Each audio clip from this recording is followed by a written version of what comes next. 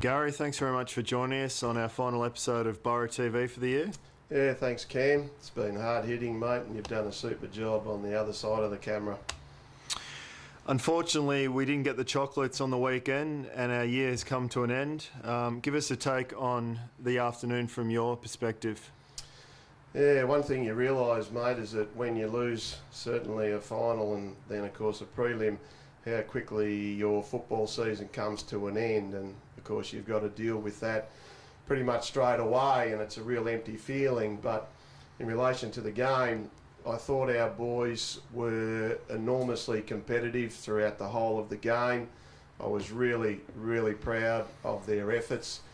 They were participating in probably what I would have felt at ground level as the hottest game, and so it should be, because obviously what's on offer is a grand final berth / premiership chance, and I thought we really were able to come out of the blocks.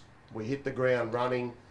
There was enormous pressure that both sides were applying, and really I thought we stuck to our task in such a high stakes game, a high stake performance. So I couldn't have been prouder of what they put out on the park on Saturday. But in the end, we were beaten by a side that just had a little bit more polish, a little bit more class.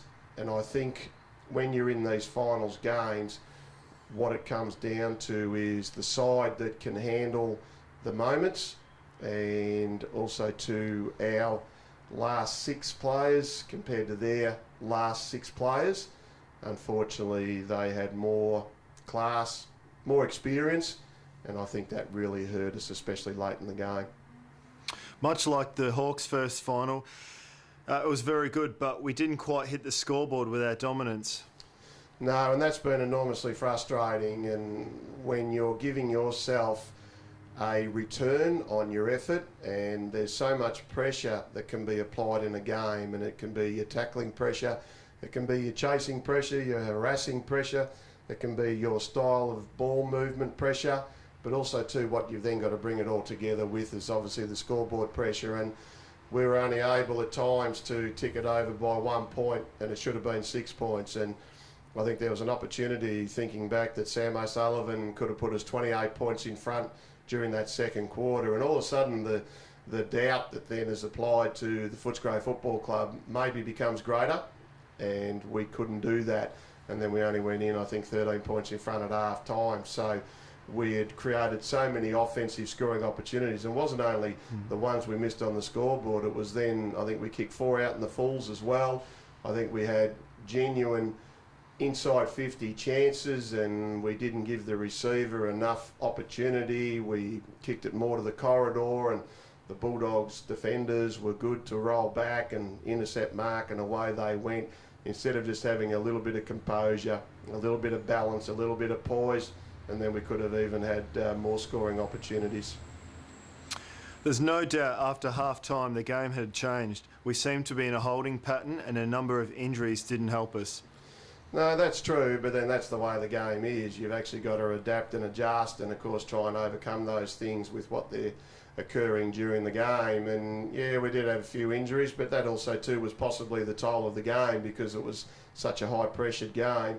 And unfortunately, by sort of halfway through the last quarter, I think we were almost down to 4 players who really had no real impact on the match. And of course the week's break that they had the week before, they were running on top of the ground, and probably the 10 goals to 5 was highlighted by their ability to really play the game out in its entirety, and we unfortunately couldn't do that. But once again, you shouldn't be in that position to allow them to have the door opened, and I think if I had a critical observation, it was just the lack of polish and class that would have enabled us to potentially get over the line. We kicked a couple of early goals in the fourth quarter, but a double 50-metre penalty signalled probably the end for us. Yeah, and that's those moments that I talk about, and I can remember certain situations where Tommy Gordon didn't quite take the body of the player that was going at the mark or spoil and bring it to the ground and then wear away, and Marcus Merigliani on the far side from a kick in sort of went up, contested the mark, potentially, if he had his time over again, he could have stayed on the ground and kept the ball in front. And then, of course, they went the length of the ground and scored a goal. And as you said, the one that you're referring to is Marcus Davies, and Marcus Liani had the ball. He's obviously in a position where Marcus can either run to receive or shepherd, and unfortunately he shepherded too high.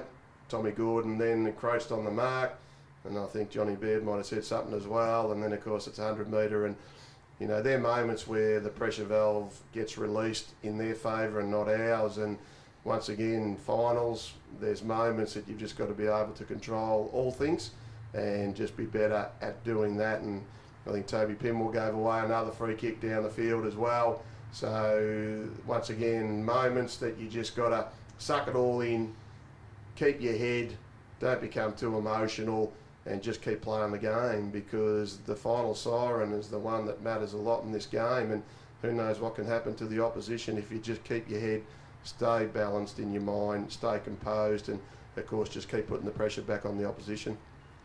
On a bit of a sad note, John Baird and Sam Fleming have played their last games at Port, 2 champions of the football club.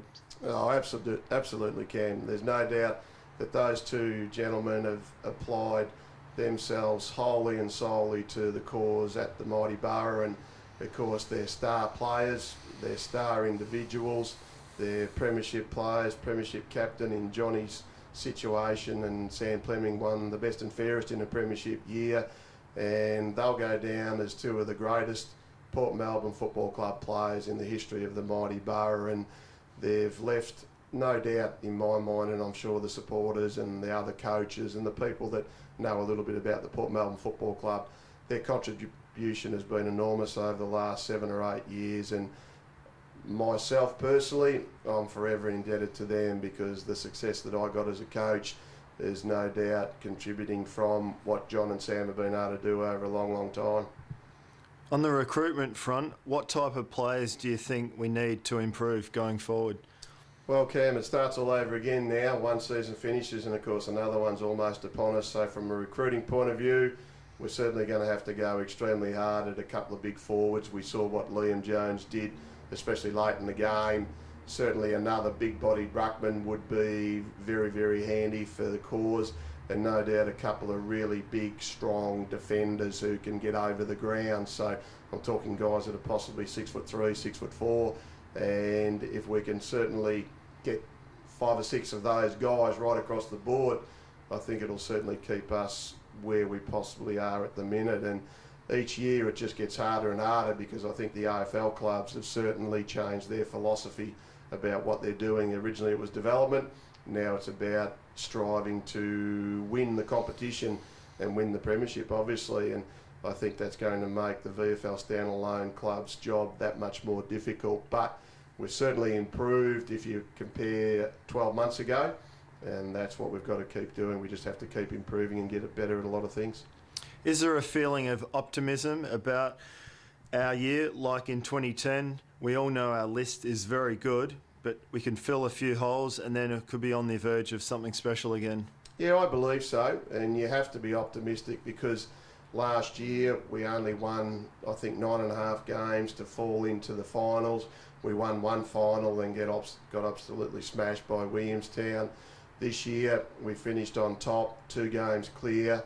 We've got ourselves to a preliminary final. We've played some very, very strong football against the 2 grand finalists.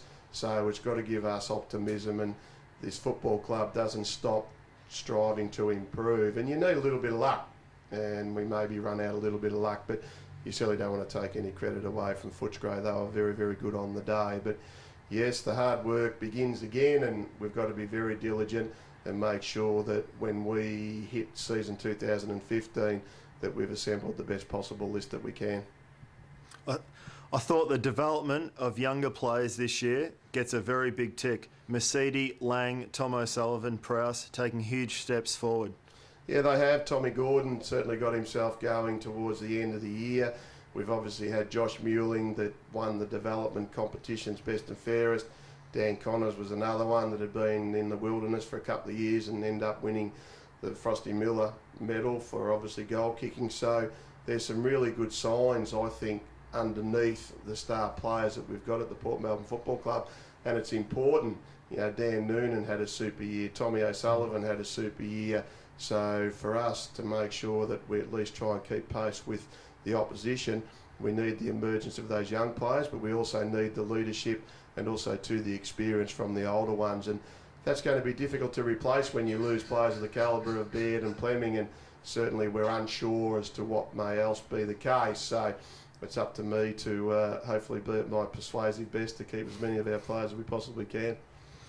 Off-field crowd numbers were pretty good all year, and a new social club facility is almost complete, which brings excitement to the club going forward. Yeah, it does, and it'll certainly make things better.